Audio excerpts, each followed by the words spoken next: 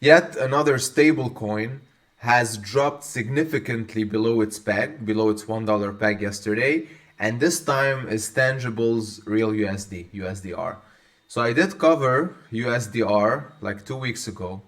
When I spoke about the project and specifically real USD as a yield-bearing stablecoin, I discussed both the pros and the cons. And unfortunately, the cons, came to fruition sooner rather than later. So today we're gonna uncover how this happened, what led to this, significant drop below peg, and what is the actual value of USDR today, plus whatever we can do to basically make investors whole and perhaps do better, moving forward.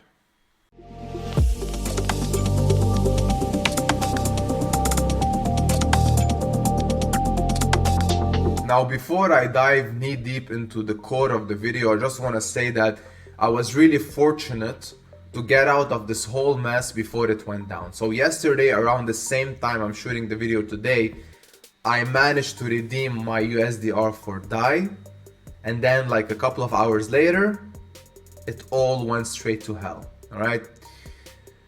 Now, I started noticing weakness in USDR's ability to keep its $1 peg for a few days now, and I decided to monitor it closely, and as soon as I saw DAI reserves drop sharply, I decided to get out. And hence why the importance of doing your own research when it comes to investing in anything. You need to understand how things work, because if you don't, you will never get out on time. But if you do and you monitor the situation, then you will most probably be one of the people who would. All right? And I'll get into that. But let me start by, talking about what triggered all of this and why we're in the same position that we are in today versus yesterday. So apparently, there is this one big wallet that redeemed around 1.5 million worth of USDR. At that time, it was worth $1.5 million. Of course, today that's half of that money. So they did that big redemption. And then when this happened, there was about 10 million worth of DAI in the reserves. So when a big chunk left the DAI reserves all at once, whales started to get triggered and started to get worried. And that led to a huge, redemption queue of USDR for DAI. And that is the cascade effect of one person triggering all of this. And once the DAI reserves reached zero, then no more arbitrage opportunities. Because let me explain first how the peg is kept theoretically by the algorithm set up by the Tangible team. So you have LPs on Pearl, for example, and other dexes, and you have the redemption for DAI on the main website, which is instant, by the way. There is a 0.25% fee incurred whenever you decide to redeem for DAI. Meaning, at all times, peg should be at worst at minus 0.25%, so that puts it at 0.996 to 0.997, all right? So whenever that drops below 0.25%, so let's say peg drops to minus 0.5%, a whale can come in, buy up cheap USDR, go redeem it for DAI, and hence peg is restored. So now that option doesn't exist anymore, meaning arbitrage opportunities cease to exist as well. So what this means is that LP is the only place where you can trade USDR at this point, and hence why panic started, right? Meaning there's no more DAI, people started off-selling, and that led to the price of USDR to collapse to the price that you see today. So it dropped all the way down to 50 cents, and then it rebounds back twice, and now it's at 53 cents. Now, bouncing back is very normal when it comes to realization that there's still something that is backing USDR. It didn't just go to zero because there's nothing there to push the price back up. Because people, at some point in time, understand that, oh, all right, so USDR is no longer worth $1 because DAI reserves are gone and everything else is not really liquid, but there are still something or things that exist, you know, even though they're, you know, in most cases illiquid, like the real estate backing, but the value isn't zero, and it's definitely bigger or higher than 50 cents even, all right? And here is where the trick comes, you know? You have market realization, psychological barrier, and actual backing, all into one to create the market value of a stable coin, which is no longer stable like USDR. Now, here is what I think USDR is worth today, all right? Now, of course, what I think doesn't really matter because at the end of the day, the price will eventually be determined by the market, all right? But based on what's available, and in my personal opinion, what really matters, this is what the intrinsic value of USDR is. So first, what I took into consideration is all the liquid money that there is. I'm talking about ETH, USDC, DAI, etc. So things that you can sell on the spot to redeem for actual dollars. That's about 154.7k USDC.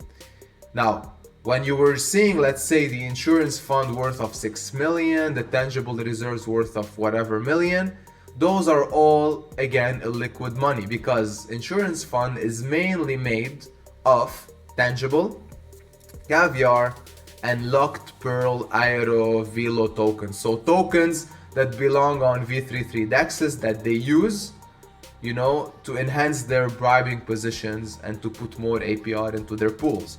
Meaning you cannot liquidate those, you know, at least for 2 years when the price will most probably be either equal to very close to zero, or if we're lucky, it will be worth something. So this is money that you cannot touch. Now, granted, you can liquidate tangible and CVR, but if you look at liquidity pools today, there's not much money left in tangible, for example. I think tangible right now has about 300 to 400k in its LP, so that's not much money if they were to sell everything. So there's that, plus there's the real estate valuation, which at face value, based on what I think, is worth 80% of what the website shows you. Because you have, and that's a guesstimate that I made based on geopolitical environment that we are in today, plus, you know, inflation, plus yearly maintenance costs, etc., etc. So that would bring the peg at 62.94% of a dollar, or 62.94 cents, right? But again, just want to reiterate that this is a valuation based on what I think, and each person will make their own valuation, but at the end, the market will determine the actual value of USDR. Meaning, if I put a guesstimate at 63 cents and someone else puts a guesstimate at 60 cents, then if you average all of our guesstimates and the psychological backup of a certain asset, then you get the price that you get today. So again, that could be slightly higher for somebody else, could be slightly lower for somebody else, so on and so forth. All right, so just remember that at the end of the day, when we assert the market value of something, it's what we perceive the value is based on current valuation, current backing, etc., and future value. Now, here are the PEG solutions that I think could be possible, plus steps moving forward. Now, first things first, they could take out a loan, you know, against the real world assets that they have, aka mainly real estate. They have gold bars, they have Rolex watches, etc., etc. They could, you know, then give this money to the PDAI, aka property DAI holders, because now right now if you redeem USDR, you get that. It's just a paper token. And that will inherently help PEG because you are giving them DAI for USDR, and that will, you know, push people to buy USDR to redeem for future DAI, etc., etc., and pay back those loans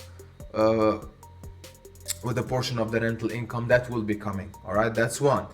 Of course, the big option that they can do right now is liquefy all of their token holdings and then also redeem PDI holders. That's also something, because instead of buying USDR off the market, it's better to do it this way, because they will, make investors whole. I mean, to some extent, proportionally, but also people will see that there's money, and then they will buy USDR off the market to redeem it for a higher value in the future. So, and in time, of course, when rental income comes in, more money flows into tangible, people will, flock in to buy USDR. I mean, that is the assumption at least. And that will trigger the algorithm again, of buying USDR cheap, redeeming for DAI, etc., and slowly PEG could be restored.